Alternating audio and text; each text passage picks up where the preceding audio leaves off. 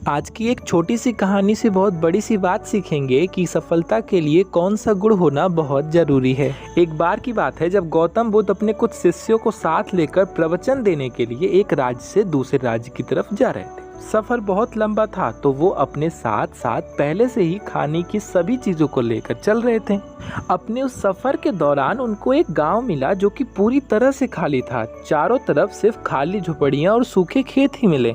उन सभी चीजों को देखकर मालूम पड़ता था कि वहां के सभी लोग पानी की कमी के चलते अपना सब कुछ छोड़कर वहां से कहीं और चले गए हैं। उस गांव में एक कुआं भी था, लेकिन जब बुद्ध के शिष्यों ने उस कुएं में देखा तो वो पूरी तरीके से खाली था। उस कुएं में सिवाय धूल के और कुछ भी नहीं था।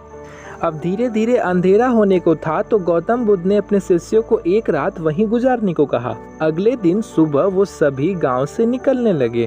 वो लोग जैसे ही गांव से थोड़ा बाहर निकले तो उन्होंने देखा कि एक जगह पर बहुत सारे छोटे बड़े कई सारे गड्ढे किए गए हैं। वो जैसे ही उस गड्ढों को नज़रअंदाज करके थोड़ा और आगे गए तो वहाँ पे उन्होंने वैसे ही देखा कि कुछ और दूरी पर वैसे ही बहुत सारे और भी गड्ढे किए गए हैं।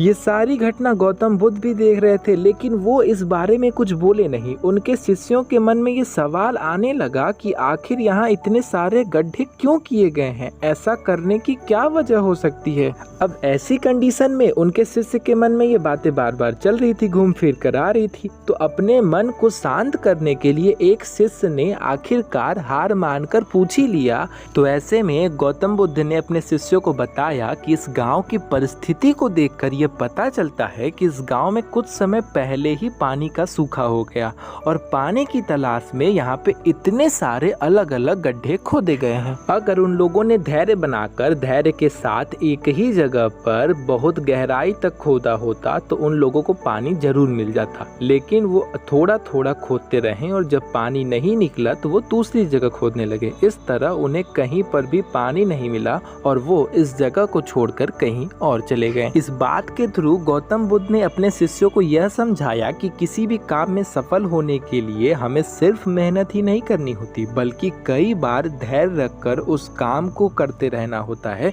जब मेहनत से सफलता नहीं मिलती तो धैर्य काम आता है, पेशेंस काम आता है। तो इसीलिए जिस व्यक्ति के अंदर धैर्य होता है सफलता को भी वही प्राप्त करता है।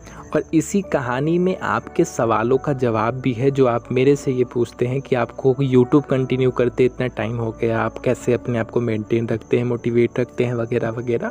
जितने भी प्रकार के जिनके जो क्वेश्चन हैं उनको ये कहानी से आसानी से चीज़ें समझ में आ जाएगी। तो उम्मीद करता हूँ ये कहानी आपको ज़रूर कुछ न कुछ सीख देगी। बाकी सीख आपको पहले से ही प्राप्त है, इंटेलिजेंट आप है ही, ऐसी फीलिंग तो हमें ले डूबती है। तो टाटा बाय बाय।